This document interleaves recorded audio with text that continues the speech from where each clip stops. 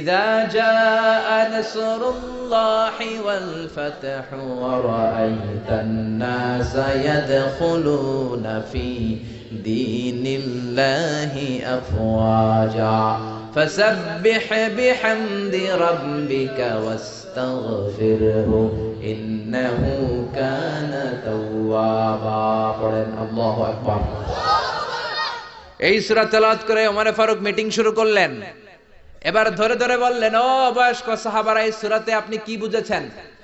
এক সাহাবী বলতে লাগলেন, এই সূরা থেকে আমি বুঝেছি সাহায্য আর বিজয় কেউ দিতে পারে না একজন ছাড়া, তিনি কে? আল্লাহ। ওমর ফারুক বললেন, হয় নাই। আরেকজন বয়স্ক সাহাবারে বললেন, আপনি কি বুঝছেন এই সূরা থেকে?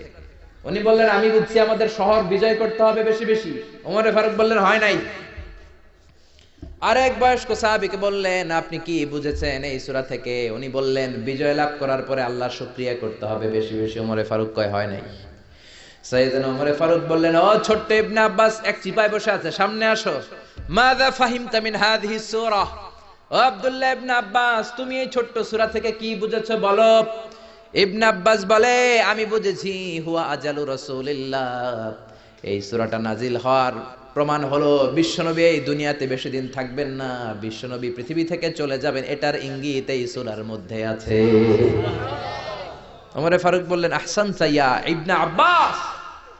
ইবনে আব্বাস, তুমি সঠিক বলেছো। ও ইবনে আব্বাস, তুমি কারেক্ট আনসার করেছো। বদরের কোন বয়স্ক সাহাবারা কারেক্ট আনসার করতে পারে?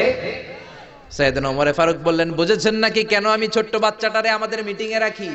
এই বাচ্চার যেন তেন বাচ্চা না, এই বাচ্চার জন্য স্বয়ং দোয়া করেছে বিশ্বনবী মুহাম্মদ সাল্লাল্লাহু